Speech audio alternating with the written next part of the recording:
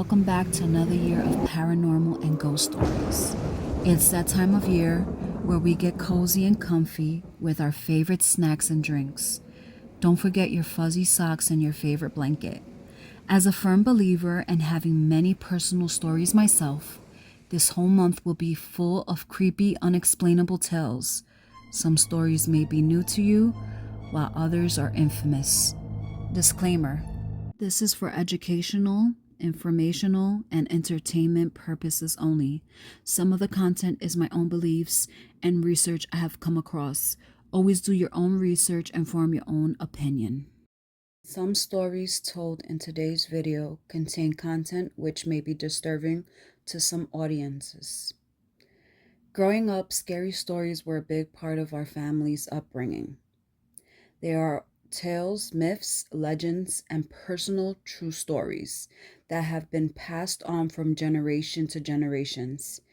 Even if you don't really believe in the supernatural, you definitely have to admit there's some thrill in being shaken up by a good old-fashioned scary story or legend. Isla de Muñecas. This originates from Mexico.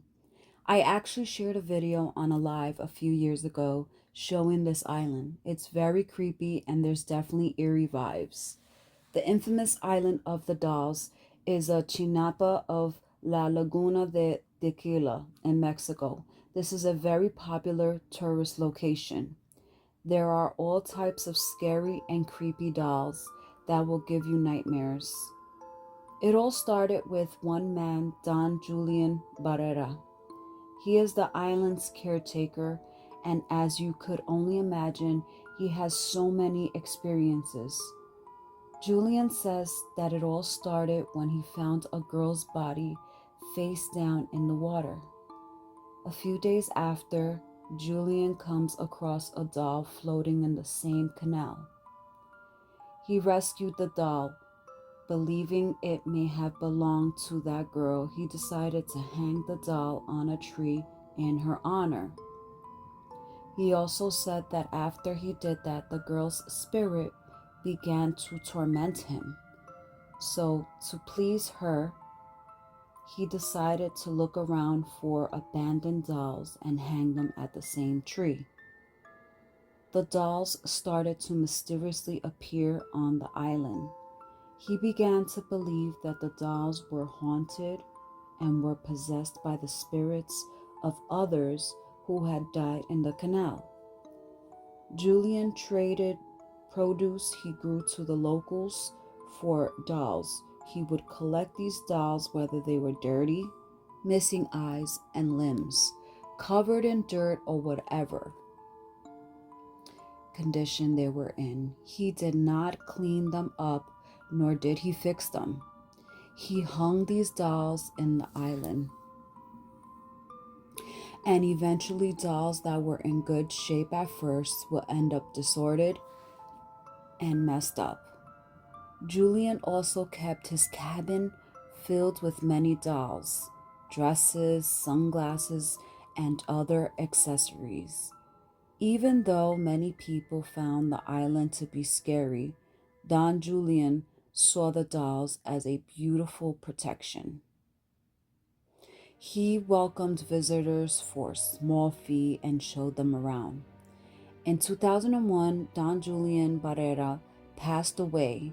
He was found in the same canal where he believed the little girl passed away. Can spirits attach to dolls? Do you believe that these dolls are haunted or possessed? Would you go to this island? The Legend of La Sayona. This legend originates from Venezuela. In a small town in the plains of Venezuela lived a very beautiful girl named Casilda. She found a good man who was very loving to her, and they got married. Everything was amazing. Things were great. They welcomed a baby boy, and life was perfect. Everything was falling into place just as she always wanted. There was only one bad problem that she faced, which was she was very violently jealous. Casilda enjoyed going to swim in a river near the village. This is one of the places where she would bathe at and spend alone time. One day, as she was bathing in the river, she noticed a man from the village. This man was watching her. She told him, "Get lost and leave me alone." But the man did not listen to her. He would start to follow her all the time and watch her bathe in the river. Then one day, he finally speaks to her and says, "I'm here to warn you that your husband and your mother are having an affair." She looked at him with such an astonished face, she did not reply. She was taken back to hear such a rumor from a random man watching her bathe. But this rumor filled her with a lot of hate and rage. She couldn't think clearly or rational. Casilda ran through the village to get home immediately to her husband. When she opened the door to her house, she found her husband holding their son. Their son fell asleep and they were both just relaxing on their couch. She was still not in the right state of mind. She had full rage. She then sets the whole house on fire without asking him if the rumor was true. Quickly, villagers gathered around as they heard the screams of both the husband and son being burned inside the house. Meanwhile, Casilda was on her way to her mother's house. When she arrived to her mother's house, she saw her mother sitting in the patio. Casilda starts to attack her mother, and just like she did to her husband, she did not give her mother a chance to respond to the rumor. Casilda attacked her mother with a machete to her stomach, and her mother did not survive. But while the mother bled slowly, she managed to curse her daughter. She told Casilda that from then on, she would avenge all of the women with cheating husbands. Whether her mother and husband really had an affair, Casilda would never get to know the truth or answer to, which drove her insane. From there on, she was known as La Sarona, that hunts cheating men by conquering them and unaliving them. There are so many other variations of this tale. It's said that she sometimes shapeshifts into animals and even monsters. She sends out a scream which can be heard from a long distance. She also appears as a beautiful woman and lures men into the forest and devours them, and leaves their body as a warning for others to see. Do you believe the rumor? Was Casilda at fault? The skeleton ghost La Toconoda.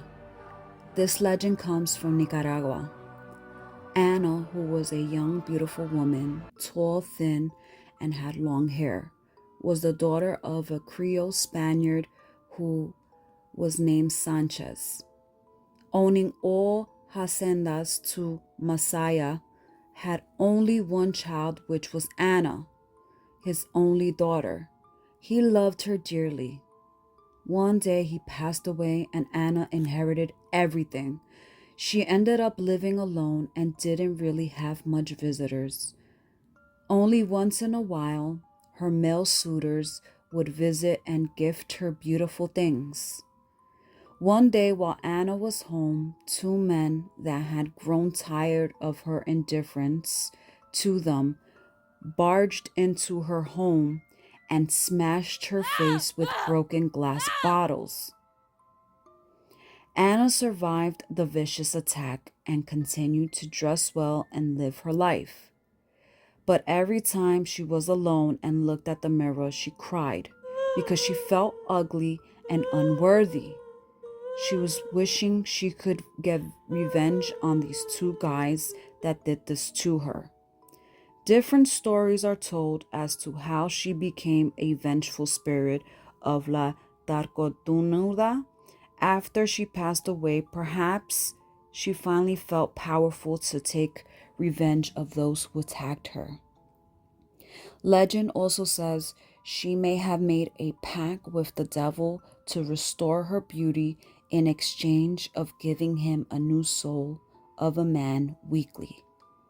Today, you can still spot her along the road and you can hear her clicking her heels as she walks from a distance. She looks fine, but when you come close, you will see that she is nothing but a skeleton with an evil look and wants your soul. Was she right to become a vengeful spirit?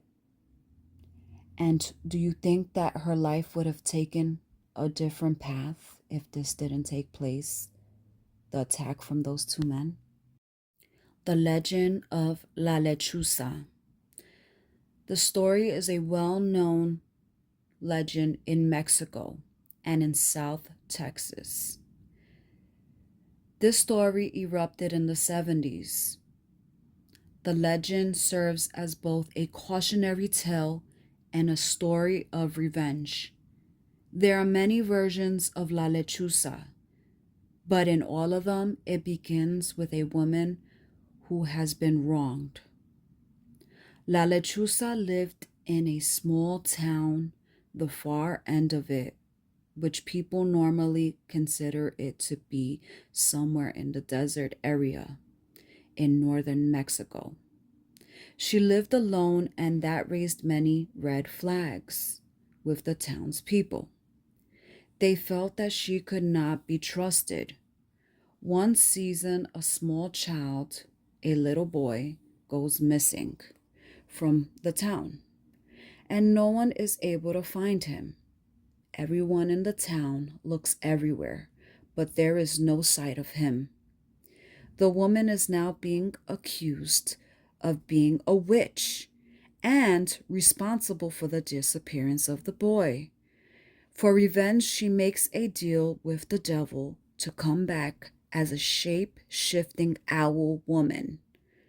Another version was like a form or method to discipline kids.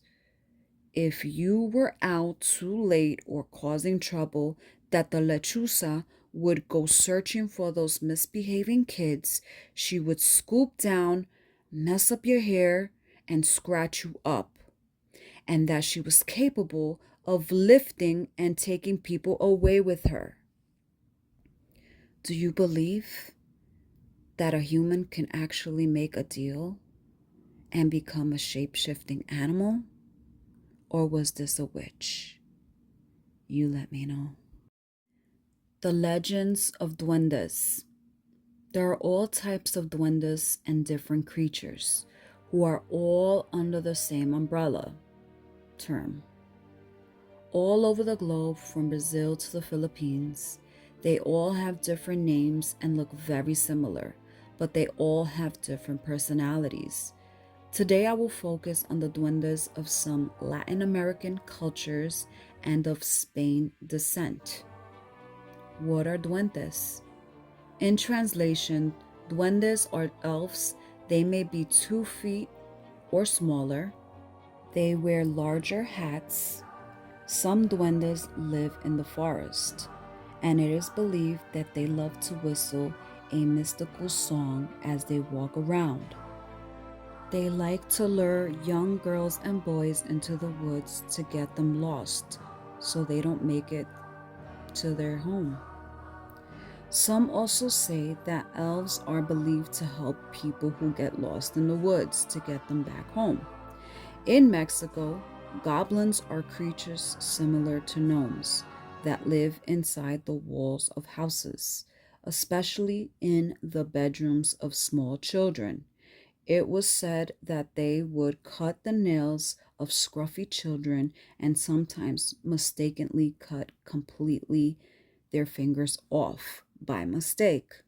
On the other hand of the token, duendes are mischievous creatures who often play pranks and hide things so people can go crazy looking for them. And duendes enjoy watching you try to find the item. These are malicious spirits who are living in the wall of your home. Do you have any stories of duendes? Do you believe in duendes? I'll tell you a quick little story. It was passed on, real talk, from my family. My great grandfather, he's seen duendes in Germany, and he did tell us about a little village that had dwarfs, and he was hiding, and he did see all this.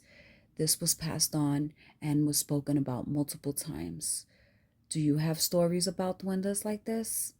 This is definitely eerie and creepy. La Llorona. This story comes from Mexico. It's traced back to 1550 in Mexico City. La Llorona translates in English to the weeping woman. There are so many different variations of this story. La Llorona is often associated with children. In one account, it was said that when she had a baby, she would throw it into one of the canals which surrounded the city and would drown it. She did this to many children that she gave birth to. She continued to do this for a long time. After a while, her conscience began to bother her. It is uncertain whether she spoke to a priest or that some of the saints cautioned her about the situation. No one really knows, but it's certain that because of her sinning, she began to go through the streets, late night in the dark, weeping and wailing till the morning hours.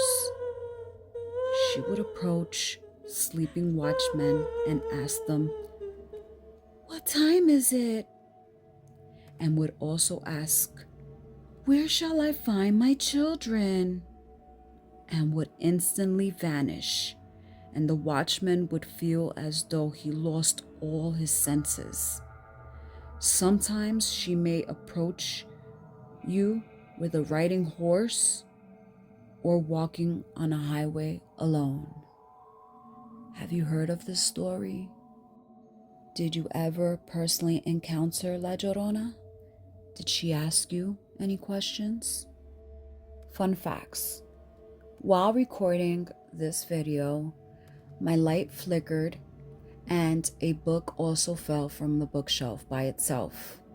So maybe something or someone is interested in hearing these stories. They wanted to let their presence be known. I thought I'd share this with you guys. Thank you so much, and if you reached the end, I appreciate you listening to all these stories.